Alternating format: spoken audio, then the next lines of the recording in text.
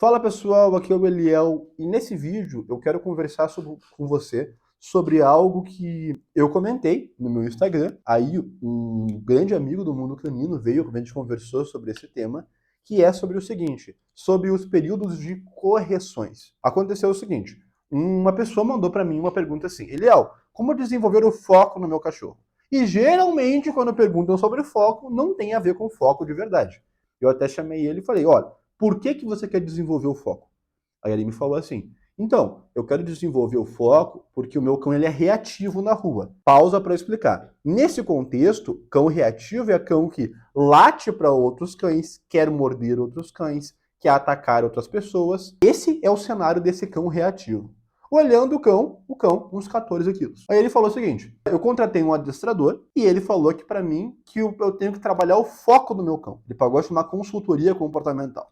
Porque se o cão tiver foco nele, logo ele não vai ser reativo na rua. E isso para mim foi tão triste, porque é tipo assim, furei o pneu, beleza, vá numa mecânica e vamos fazer o motor do seu carro. Vamos trocar o motor. De repente, o pneu volta a funcionar. É claro que existe uma conexão. Se o cachorro estiver focado em você e te olhando, por exemplo, aquele foco bonito esportivo, ele não vai ser reativo. Não pode fazer assoviar e chupar cana ao mesmo tempo. Mas é uma coisa tão simples. Por que não resolver aquela questão de reatividade pontualmente? Aí eu comentei o seguinte, cara, esse cachorro, em um passeio, muitas vezes ele pode ser resolvido. Pelo menos, naquele passeio, ele vai aprender que ser reativo não é um comportamento aceitável. E depois, na sucessão de mais passeios, repetindo a correção, ele vai entender que aquele comportamento não é aceitável. E depois, encerra a correção. Aí teve algumas pessoas que me questionaram sobre isso. Eliel, mas isso não seria punir o cão? Isso não seria castigar o cão? Aí, primeiro, eu não entendo como castigo, e se a gente olhar pelos quadrantes de reforços, nós temos dois quadrantes que usam do negativo para mudança comportamental. Primeiro quadrante é o R-. O reforço negativo é quando eu acrescento algo negativo no cão, pode ser um estímulo com o colar eletrônico, com a guia, um baque com a guia, eu acrescento algo negativo para estimular que ele faça um comportamento. Perfeito? Então, olha só. Eu acrescentei, por exemplo, eu dou um baquezinho na guia para o meu cachorro voltar para o meu lado. Eu usei um estímulo negativo para ele vir para o meu lado. Ok? E nós temos um segundo quadrante, que é o P+, que é a punição positiva. A punição positiva, de forma completamente leiga, é eu quero dar um estímulo negativo no cão para que ele diminua aquele comportamento. Vou dar um exemplo. Tem uma planta venenosa na minha casa e o meu cachorro fica solto. E eu tô com o colar eletrônico aqui. Na hora que ele vai cheirar a planta, eu dou um estímulo nele.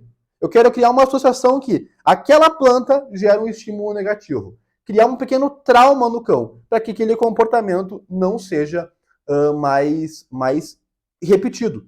E com a repetição disso, o cão vai entender que planta, zona proibida. Quando eu estava falando disso, eu falei para o seguinte, eu não trabalho nem com os alunos de treinamento e nem presencial só pontualmente um problema.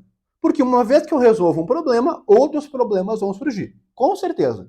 Eu trabalho a mudança completa. Por isso que eu trabalho com rotina. Ou seja, a mudança completa do manejo que o cão vive.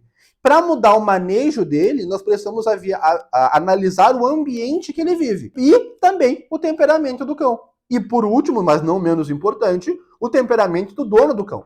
O que o dono do cão está disposto a fazer para ter a mudança que ele precisa. Por isso que eu filtro os interessados no meu método com o nome rotina blindada. A pessoa que ouve uma rotina, ela sabe que, eu vou ter que me dedicar diariamente a fazer as atividades propostas para mudar aquele comportamento. Perfeito? Eu sou a favor, sim, de um treino motivacional, de um treino positivo, principalmente no aprendizado. Eu vou usar, se eu puder, queijo, salame, melão. Eu vou usar petiscos extremamente saborosos para ensinar comportamentos para o meu cão. Para ensinar o sento, deito, fica ou aqui, até andar junto. Eu vou usar isso. Mas o fato de eu desenvolver esse aprendizado com o meu cão não garante que eu vou ter uma obediência desse cão. Agora, eu posso passar semanas, boas semanas, fazendo toda a base positiva e mudando o emocional do cão, e aí depois eu vou removendo os reforços positivos como o petisco, mas mantendo aquela expectativa no cão e apresentando em vários cenários aquele treino, para num momento eu poder usar aquilo ali. Mas mesmo assim, provavelmente você vai ter que passar pelo uso do estímulo negativo para garantir que aquele comportamento que você ensinou para o cão vai ser mantido. Porque senão eu posso ficar dependente de manter constantemente na vida daquele cão o pagamento que ele tem para que ele tenha obediência. E tudo bem, eu entendo que para cães que vão fazer esporte, por exemplo, a Misty é um cão que eu quero titular ela no esporte canino. Então, para ela, dentro dos treinos de obediência, a recompensa dela pode sumir, mas tem que voltar constantemente. Qual a recompensa? O brinquedo, o mordedor que ela gosta. É isso que é o pagamento dela, é o que mantém ela trabalhando em uma alta performance.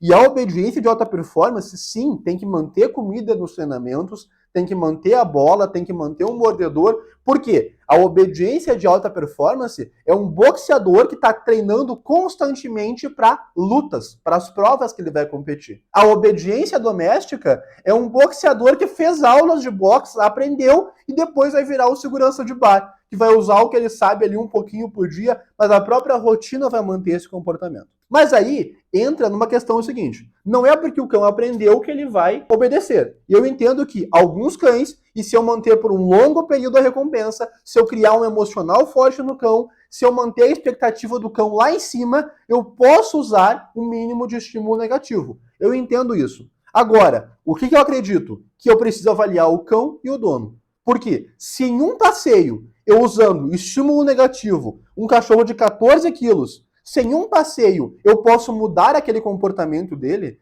criando um marcador para ele e mostrando para ele que aquele comportamento não é aceito, um passeio eu faço isso. Depois o dono, ao meu lado, continua fazendo isso. Aquele comportamento sumiu. E aí agora é o seguinte, eu não vou continuar usando estímulo negativo para o resto da vida daquele cão. Não, eu vou usar aquilo ali pontualmente para resolver aquele problema. Porque se eu não corrijo, não foi uma correção. Agora, se eu uso estímulo negativo e eu corrijo o comportamento do cão, e claro, eu treino paralelamente outros comportamentos, tá perfeito. Porque eu resolvi aquele problema do cão, pode não ter sido a melhor coisa do mundo para o cão resolver aquele problema, mas agora a vida dele vai melhorar. Agora ele tem o passeio que ele não podia ter antes, porque agora ele anda do lado. E agora ele olha o cachorro e ele sabe, opa, não posso surtar. E foi criado um novo padrão de comportamento. E aí esse cão educado, ele vai ter uma vida positiva. E eu entendo que tem profissionais que trabalham com outras linhas, eu respeito, eu entendo os prós e os contras, mas, por exemplo, eu conheço profissionais, não vou citar nomes, mas é uma mulher que ela tem um cão reativo e ela fala, o meu cão é reativo. O cão dela tem 4 anos. Ela é uma profissional com mais de 10 anos de experiência. E o cão dela é reativo. Ou seja, não é o meu cão estar reativo, não. Eu tenho aqui um cachorro, não vou falar a raça para não ficar muito claro, mas eu tenho um cachorro que nem de guarda é que é reativo. Ele sai na rua latindo para os outros. Latindo para outro cachorro, latindo para outra pessoa. E tá ok. Ele é assim. Então tem dias bons e tem dias ruins.